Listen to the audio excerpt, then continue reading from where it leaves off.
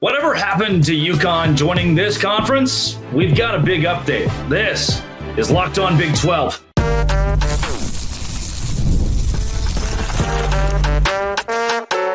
You are Locked On Big 12, your daily podcast on the Big 12 Conference. Part of the Locked On Podcast Network, your team every day. Happy Wednesday, everybody. Welcome into Locked On Big 12. I'm Drake Toll from America's #1 Big 12 podcast, Locked On Big 12. Thank you for making this show your first listen every single day. I know we're in the heat of football season, but there's an update on the biggest news of the last 2 weeks, UConn joining the conference. We will talk the gridiron as the Big 12 is on disaster watch in week 2. And end the show, they thank you to BYU TV as well as a clip from that event this past weekend in Provo. Off the riff, thanks to Royal Army Brand, by the way, for giving me the BYU hoodie. Off the riff, if you hit subscribe, I get to keep my job. And we talk Big 12, UConn, and update. The reputable reporter, Jim Williams, says over the holiday weekend, I spent time with some prominent UConn boosters who informed me that it's a matter of when, not if. It is a matter of when, not if, UConn will join the Big 12 or possibly the ACC. This aligns, he says, with Brett Yormark's objectives, and it's hardly surprising. Yormark has spoken on it. UConn, it makes sense. He is presenting it to university presidents, trying to get the 3/4 vote, the 12 votes of the 16 that he needs to get UConn in basketball and then in football in 2031. If he wants it, I don't see why we don't do it. With this update, the timeline becomes the question mark. When will this happen? To me, it's something that we will know firmly within the next 3 months. By the time football season is over, if not sooner, we will know where Big 12 presidents sit on this. Now, should it be a thing? Should the Big 12 add UConn? Spencer McLaughlin decided to grill me to see if UConn actually belongs here, and I defended the Huskies. Let's take a look at that. That is Drake Toll, Locked On Big 12, to talk about the never-ending saga that is realignment, of course. Right when we're just starting to enjoy our football, boom, here you go. UConn is having very real, serious, legitimate conversations with the Big 12. The report from Dennis Dodd over at CBS Sports is that there are 6 schools that are on board, that are 2 that are opposed, and a bunch that are, we don't really know right now. So here's how this segment's going to work. I'm going to be the cross-examiner on the side of don't add UConn to the Big 12. Drake's going to be the key witness on the side in favor of adding UConn to the Big 12. And we'll proceed with our questioning. And Drake, because I'm a cross-examiner, I'm not going to ask you how you're doing because you're the opposing witness. I want you to be in a bad, finicky terrible mood. Yes, not doing well at all. Yes, that's great to hear. So, Drake, isn't it true that the Big 12 has already expanded to 16 teams, and yet you're making the case to add a 17th? It is correct. The Big 12 has added 8 new programs in the last 3 years, Spencer. And why is adding a 17th team the right move for the Big 12? When in the conversation of revenue, it could benefit the conference. At that point, you would move to add another team. Is it a revenue positive or even neutral move to add UConn to the Big 12 conference? Spencer, that's a question that is one I'm excited to answer because adding UConn actually is a revenue positive move for the Big 12. What if I told you? What if I told you we live in a world in which you know what I'm answer? I'm gonna answer your question with a question. Spencer, who has won 16 national championships combined in men's and women's basketball since 1999? Which school? I believe the answer is UConn. Oh, nice. Somebody's smart, huh? Lawyer, went to law school. All right, Spencer, which program in college basketball has won 6 men's championships with 3 different head coaches? Drake, the point you are making is well taken. I'd remind the court that in media rights revenue discussions, the overwhelming majority, though not 100% to be sure, comes from the football side of things. So I want to turn to that particular angle here. Is UConn football capable of bringing anything to the Big 12? Isn't it true that they struggle to get over 500 as an independent? The number 50 overall revenue earning school per USA Today last year, Connecticut. Number 51, Colorado, baby. And for those who are unaware, revenue in what sense? Just total athletic department revenue? Is that what you're referring to? Total athletic revenue. But does that athletic department revenue carry over to then bring value to the Big 12? Yes, and the reason being, this is what Clemson is in football is what UConn is in basketball. They've given you enough over a period of time where you go, I could kind of work with that, actually. Now, would you add Wichita State because they were good at basketball for a long time and their revenue went up because they were good at basketball for 15 years? No, of course not, because they don't have the football aspect. At least UConn does, and they've been to a Fiesta Bowl in the last 25 years. So they did something. That was fun. More Fiesta Bowls than Iowa State and more Fiesta Bowls than Colorado, which is a nice little caveat to the conversation about UConn. So can football be good? Sure. And what Brett Yormark has done is said, hey, whoa. Your football sucks and you're not investing in it. You actually give more money to basketball than you do football. And you're the only major program that does that. What if we just didn't take your football team until 2031 and you clean this stuff up? And we, on basically football being a moot point, grabbed your basketball program, which is a move that is paid for by Fox or ESPN, who are reportedly involved in these conversations. And Brett Yormark says, hey, look, my presentation, this is UConn. They make a lot of money because of basketball, similar to Kansas, similar to Louisville. Hey, this is Fox and ESPN, and they're the ones that are going to help pay for this. Our revenue is going to go up because we make this move. It's not going to be because we want to do this. It's because the TV networks want us to do this. And that's why it makes sense for the Big 12. But Drake, isn't it also true that according to reports, Fox has not been immediately on board with the idea of adding a Yahoo school like UConn? And yes, I said that because you just took a drink from a Yahoo. Literally Yahoo. Literally YOOHOO. Yeah, it's close enough. It's close enough. I don't drink them, if you couldn't tell. I did see the tweet from the people that are on Twitter. They were like, oh, well, Fox might not want to be doing this. Sure, maybe.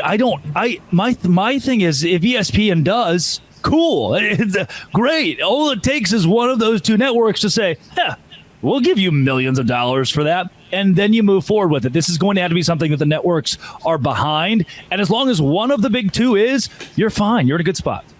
Drake, if UConn is added, that would present an odd number of schools in the conference. Does that present any logistical hurdles for the Big 12 to operate outside of the major sports is something you also want to think about here? I would answer your question by saying in recent expansion, we have seen most schools move with other schools. There's usually been a partner in major college football or major college expansion. And that's when I would go, start spreading the news. Washington State, Oregon Frank State. Frank Sinatra, live and in person. I know you guys have been sitting out there for a while just wondering what's going to happen. And maybe it's not you. Maybe it's not. Maybe it's not you, Gonzaga, but it's somebody. It's not going to be a lone move. Just UConn comes to the Big 12. Somebody else is brought in on this. And maybe it's Fox that says, look, sure, fine, we can get behind part of this, but we're going to need you to add somebody else, a la Gonzaga, Washington State, Oregon State, or down the line, the goal would be then ACC programs. Some might look at a move such as SMU to the ACC and say, oh, well, look, it's an odd number of teams. That's only in football, of course, because Notre Dame is an affiliate member in every other sport in the ACC, thus giving them an even number of teams and making travel logistics potentially easier. Last question I have for you here, Mr. Toll, is does this significantly strengthen the Big 12's position in realignment as they look to further solidify their status as the number 3 conference in the country, presuming Florida State and Clemson end up getting out of the ACC and wind up in the Big 10 or the SEC? Does adding UConn in every sport but football in 2 years' time and every sport, including football, by the time this current media rights contract ends, does that make them perceptionally or in reality a much stronger league? Yeah, there were murmurs a few months back that basketball was going to become king, that Kansas was going to the SEC because now ESPN and Fox want to dole out even more money for college basketball. And I don't think that's true. I think we are crawling very close to a day where ESPN and Fox go, hey, wait a second, we're spending too much money on college football. This product is not giving us what we want, and these numbers are going to cap. That's why I don't think basketball... I don't know. College football television numbers are going up every single year. How long is the money going to be growing up with it? Maybe I don't know. That's a fair question to ask. It might not last forever. I'm just saying right now, college football is a hot commodity. It's the second most watched sport in the country after the NFL. And I felt, which part of my justification for that, part of my justification for why I don't think the basketball is going to get more money is because I believe that football at some point will plateau it somewhere, at least for a bit. Sure. The perception, your question was about perception, which matters not in expansion. It's all about the money and what the war room conversations are. But perception-wise, you create the best basketball conference in the country. And you have also, in those war rooms, opened up the conversation with ESPN and Fox to say, hey, we're not negotiating for 16 teams. We're negotiating for 16 plus whatever else you want. If you want it to be UConn, if you want us to go out and add Washington State, hey buddy, that's you're the ones that you're paying us. So we're not negotiating 16. We've now opened a conversation with the TV network about other schools joining our conference and whether or not it's viable from those networks and their money. Sure, great, awesome. If that conversation's open, the Big 12's in a good spot. So in closing, you are in favor of UConn going to the Big 12? As long as their football doesn't touch us for a very, very long time, yes. Thank you, Your Honor. No further questions at this time. Drake Toll, Locked On Big 12. Thank you, good sir. I hope. Is this why people hate lawyers? I don't know. I think there are a lot of other reasons. Is they're usually involved in situations that are not fun to deal with. Like if a lawyer's getting involved, nothing great is ever usually happening. You know what I mean? Like we recently became friends. People still think we hate each other. We recently became friends a few months ago, and now we'll get even closer this Thursday. And today's show is brought to you by eBay Motors. I have a 2016 Nissan Maxima sitting outside right now. With passion, drive, and patience, I can keep that ride or die alive. eBay Motors has changed the game, and they have everything you need. From superchargers, roof racks, exhaust kits, LED headlights, and more. Whether you're into speed, power, or style, they got you covered. Over 122 million parts for that number one ride or die. And with eBay Guaranteed Fit, your part is guaranteed to fit every time or your money back. Because with eBay Motors, you're burning rubber, not cash. With all the parts you need at the prices you want, it's easy to make your car the MVP. Bring home huge wins. Keep your ride or die alive at ebaymotors.com. Eligible items only. Exclusions apply. eBay Guaranteed Fit, only available to U.S. customers.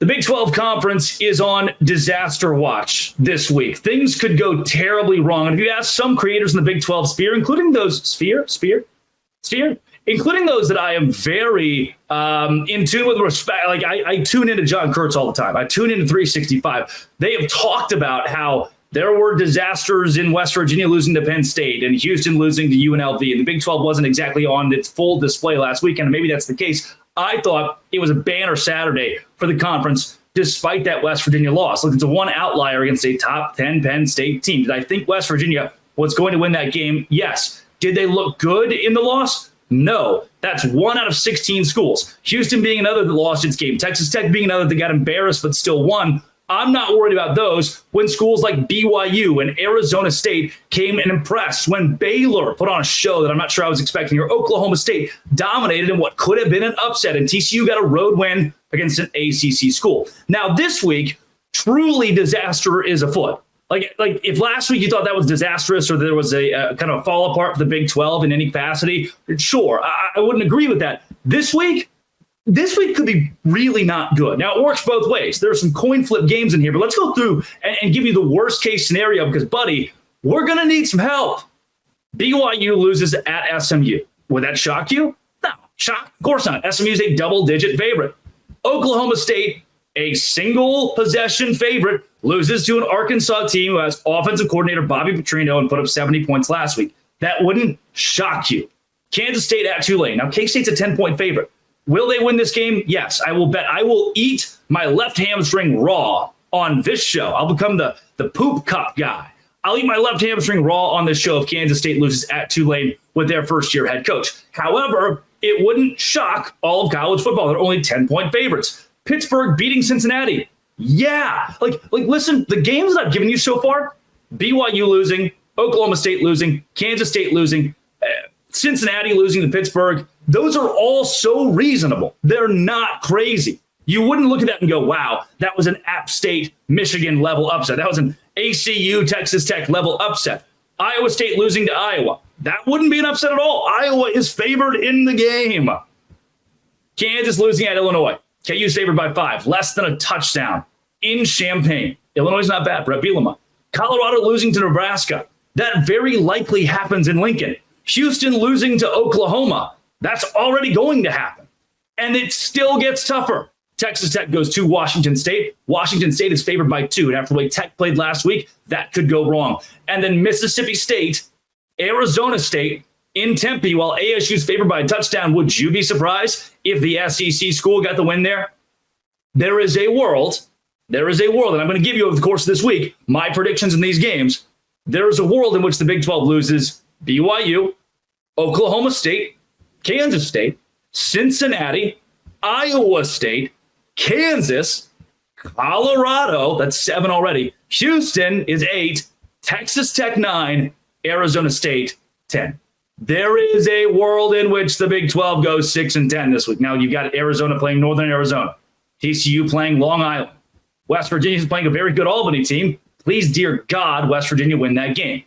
However, the full scope of the conference, things could go really wrong. And after what I thought was a great week 1, I'm not positive that the poop cup will hit the fan in this week's games.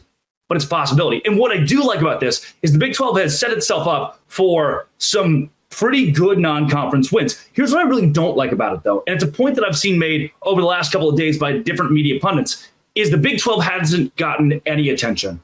Like, I'm talking about it as the Locked On Big 12 host. And John Kurtz is talking about it as a guy who covers the Big 12 so close. And Heartland College Sports, they're talking about the Big 12. We all are. But nationally, we're not getting coverage. Why? We didn't have the standalone game. We didn't have this is like Colorado, North Dakota State. Yeah, but once that was over, it was great. Georgia's playing Clemson. Oh, awesome. Florida State's playing Boston College. There were these standalones, LSU and USC. We didn't have the cool marquee, wow, Kansas State is going to play, even give me like a Mississippi, like an Ole Miss in a neutral site. We didn't get national exposure from what the Big 12 did this first weekend. And while I'm over here screaming, look at us, look, we did so well, nobody else in the country is really behind that. How do you change that? Not with this week's slate. Because again, none of these games are the marquee, like everyone in the country is pointing and saying, oh, gotta watch that one. Oh, neutral site top 25 game. Because if Oklahoma State beats Arkansas, everybody goes, yeah, Arkansas sucks. They're one of the worst SEC schools. If you lose to them, that's a problem. Same for Kansas State, Tulane. Same for Pitt and Cincinnati. If you lose these games, you're looked down upon heavily. If you win these games, if Iowa State beats Iowa, the country goes, cool, it was on CBS and Paramount Plus. We kind of watched it a little bit. Great, you won the game. If you lose, you're buried. If you win, you don't get that many brownie points nationally. So what the issue, the reason it's a disaster is you haven't set yourself, the way Penn State set itself up, you lost the way that West Virginia set itself up. You lost to Penn State. And it was Penn State. People were watching it. Big noon kickoff. That was the marquee game of the Big 12. You lost to a really good team. Nobody's blaming you for losing to a really good team. You could have looked better doing it, but yeah, okay, you weren't even the favorite. This week, we have a lot of close favorites that could lose games that the nation goes, Colorado really does suck. Or, oh, Kansas got beat by Illinois. They stink. Oh, Arizona State lost to Mississippi State. Of course, you're going to go 2-10, 3-9. Oh, BYU lost to SMU. Saw it coming. They were going to miss a bowl game. There's a lot to lose this week in Big 12 play, and really not a lot to gain if you look across the conference. However, I think what you can gain that will help my book, and maybe not the national media, is wins. I do think the Big 12 is in a good spot to get a lot of wins, even upset wins like BYU over SMU, something I predicted preseason, and especially after watching SMU fumble, stumble, throw up all over itself in week 1. I believe at this point, BYU is in a perfect spot to beat a team that struggled with Nevada after BYU blew the brakes off Southern Illinois. Coming up, thanks, BYU, on Locked On Big 12, part of the Locked On Podcast Network, your team every day. Today's show is brought to you, folks, at home by FanDuel. FanDuel is where I go. College football season is here, and FanDuel is where I go to say, hey, give me $10 on the BYU Cougars to upset the SMU Mustangs. And that is the least amount of money that I would put on that. I'm probably going to go way more in America's #1 sportsbook because I have so much confidence in some of these Big 12 games this weekend, including BYU. We have something different for you as well. Now through September 22nd, all FanDuel customers can bet $5 and get a 3-week free trial of NFL Sunday Ticket from YouTube and YouTube TV. With the YouTube TV base plan, you'll be able to watch every regular season out-of-market game on Sunday afternoons. And all you need is a Google account and a current form of payment, and you can cancel anytime. Visit FanDuel.com, download America's #1 sportsbook today. With YouTube TV base plan, watch every regular season game now through September 22nd with a $5 bet. FanDuel.com right now. Visit it today. FanDuel, official sportsbook of the Locked On Podcast Network. BYU TV, thank you. BYU, thank you.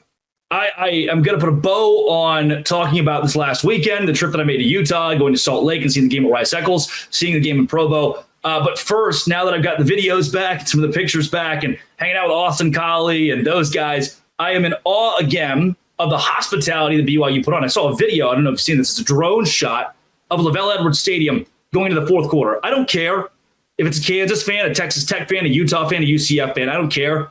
When somebody says, oh, yeah, well, in the third quarter, of course, everybody left. We're blowing out an FCS school. BYU was blowing out an FCS school, and no one went anywhere. The culture at BYU is what always blows me away. And I know I've waxed poetic about this a lot. I'm wearing my Royal Army brand BYU football hoodie today as well. I know I wax poetic about this a lot, but what continues to shock me is I keep going back, and even when BYU is not supposed to be good, they're bottom 3, bottom 4 in the Big 12 preseason, they show up. The fan base shows up. There's nowhere else in the country that does it like that. You could argue Nebraska, who's got this huge sellout streak. Yeah, but if you watch the games, look at the seats, donors are buying up tickets just to keep this prideful sellout streak going.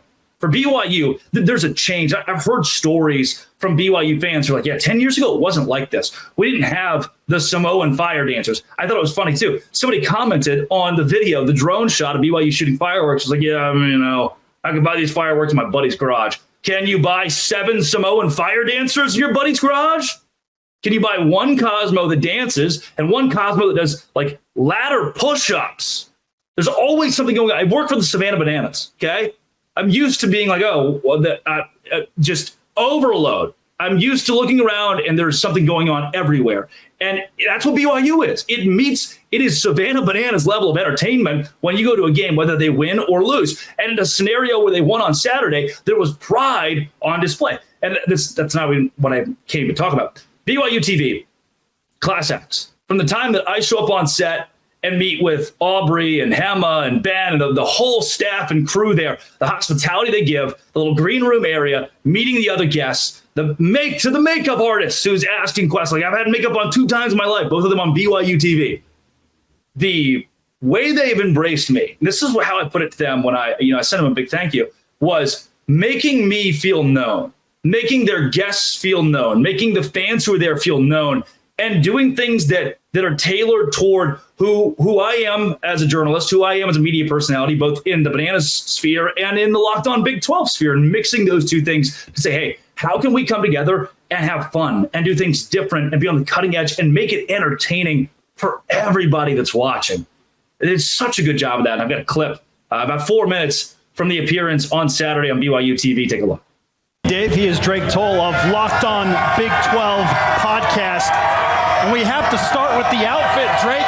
You look like you stepped out of Ken's Mojo Dojo Casa house. Yeah, it's Drake's Mojo Dojo Casa house. What inspired this? I was here a year ago with a much different job and different role, and since then I've gotten on with Savannah Bananas, so I'm broadcasting their organization with the party animal specifically. And man, we go all over the country meeting crazy people and crazy crowds. There's nothing quite like the Blue Crew, though. Hey!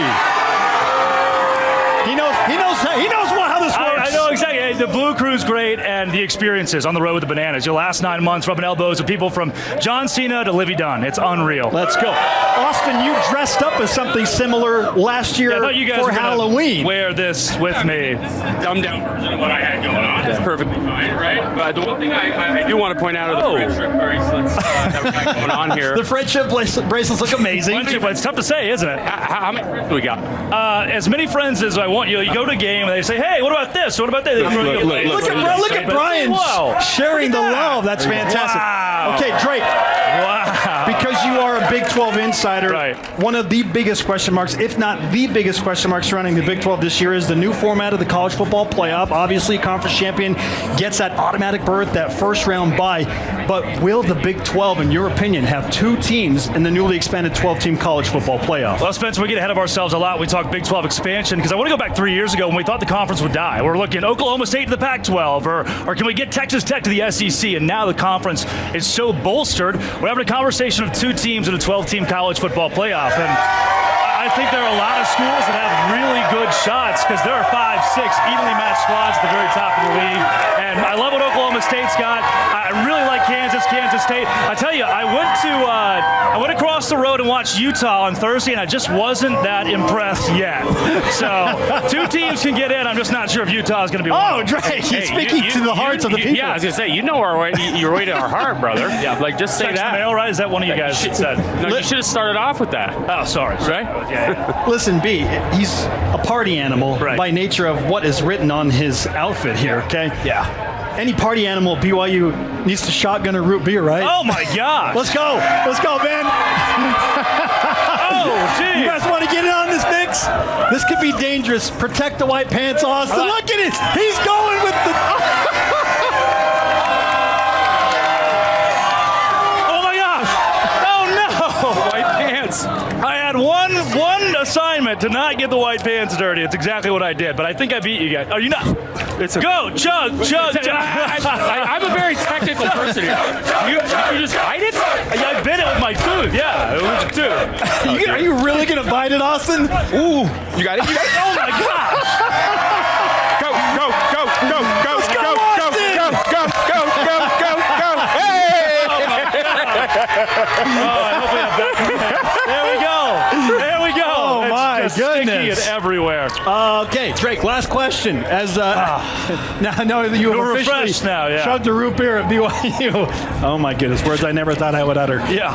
Got to have a pick today. BYU Southern Illinois. Who are you going with, and what's the final score? So I've been so nice to BYU, but I got to be an analyst at some point. Southern Illinois is one of the best teams in the FCS. Oh, my goodness. And they've got a transfer quarterback who's really good. I think Southern Illinois in a tight game gets the win. Forget about it, McKay! Give me the helmet! I'm going to give me those Cougars! Let's go. Out of Lee Corso's book. Out of the Coach Lee Corso's book. Dave, I'm not really sure how you're going to try and follow this up because this game day crew on the turf has taken things to a new, unique level. Well, if I hadn't seen it, I wouldn't believe it. Nice job, Spencer. Great to have Drake Toll in the house with us. Isn't that great? Isn't that just fun? Like, everybody there had such a good time being involved in that little segment that is BYU taking a chance. Well, I get it. I'm not the typical you turn on Joel Klatt. You're like, oh, I'm going to learn about football today. That's not what this podcast is. It's not who I am. It's not who I've ever claimed to be.